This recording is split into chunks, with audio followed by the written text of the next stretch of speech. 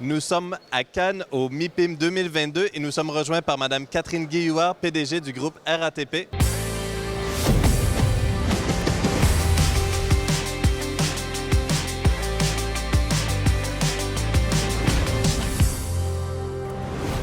Madame Guillouard, bonjour.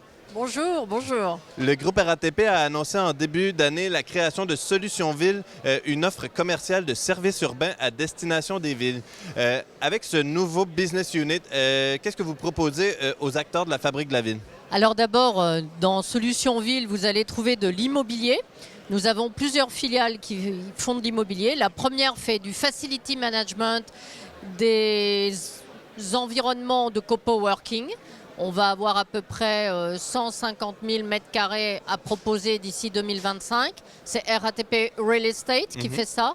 Le facility management, c'est important, hein. C'est un demi-million de mètres carrés que nous gérons déjà pour des clients publics et privés.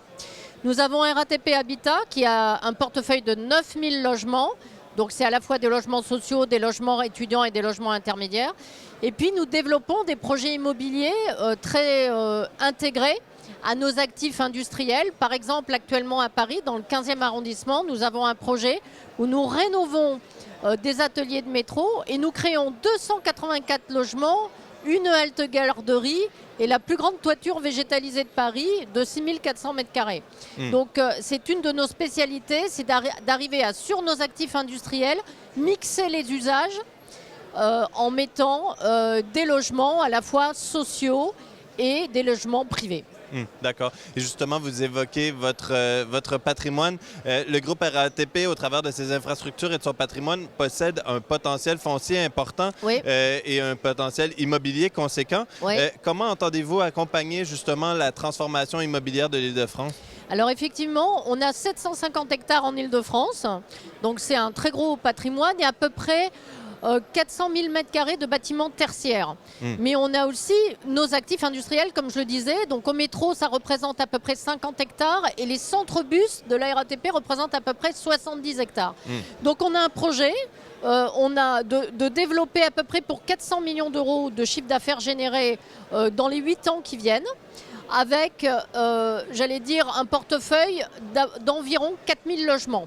Aujourd'hui, on est à peu près à 160 millions de réalisés et à peu près 1 200 logements sortis de terre. Okay. Donc on est bien, j'allais dire, dans notre track.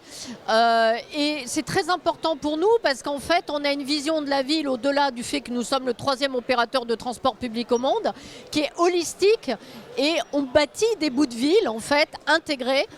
Et je tiens à le dire, avec une qualité environnementale très importante. C'est-à-dire que dès le départ, on fait de l'éco-conception, on regarde tous les matériaux que l'on utilise, on utilise du béton bas carbone.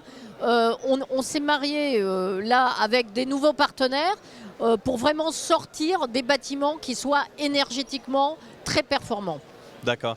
Et donc, justement, nous sommes, je l'ai dit en préambule, au MIPIM. Vous avez annoncé ce matin de nouveaux projets en matière de logistique urbaine et de construction bois. Comment souhaitez-vous intégrer les enjeux de développement durable et d'urgence climatique à l'activité immobilière du groupe RATP? Alors, c'est une priorité absolue pour nous.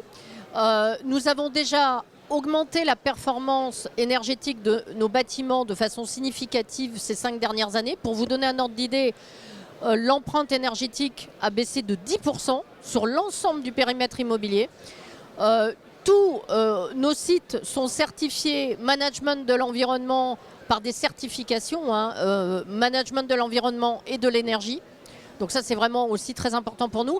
Et ce nouveau partenariat avec Woodeum, qui est de la construction bois, va nous permettre, par exemple, là, le premier projet qui sort de terre est un immeuble sur lequel on a à peu près économisé 750 tonnes de CO2 dans l'élévation et l'érection de ce bâtiment.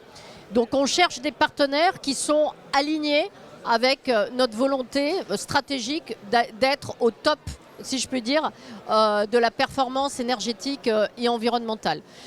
Après, ce qui se passe aussi sur la logistique urbaine, c'est très intéressant ce qu'on fait parce que dans un centre bus de la RATP, les bus sortent le matin et rentrent le soir. et il ne se passe rien en journée. Donc ce qu'on a proposé, c'est de faire des appels d'offres à des logisticiens, puisque le e-commerce se développe de façon très importante. Et on a ainsi Amazon, Chronopost, Ecolotrans qui maintenant rentrent dans nos emprises entre 7h et 19h, font la livraison du dernier kilomètre en électrique, parce qu'évidemment dans l'appel d'offres on a fait en sorte qu'il y ait des garanties environnementales et sociales, c'est-à-dire qu'on demande à ce que les gens qui soient employés aient un réel contrat, un vrai contrat et pas des sous-traitants de sous-traitants. Et ça permet aujourd'hui dans 6 centres qui sont au cœur de Paris, de faire des mini-plateformes logistiques du dernier kilomètre et du coup d'avoir un impact positif sur le développement de l'e-commerce. D'accord, donc pour beaucoup de projets en cours, beaucoup de projets à venir. Absolument. Merci beaucoup Catherine Guivoire d'avoir été avec nous. Merci de m'avoir invité. Et merci à tous et toutes d'avoir été avec nous. À bientôt au MIPIM sur BITV.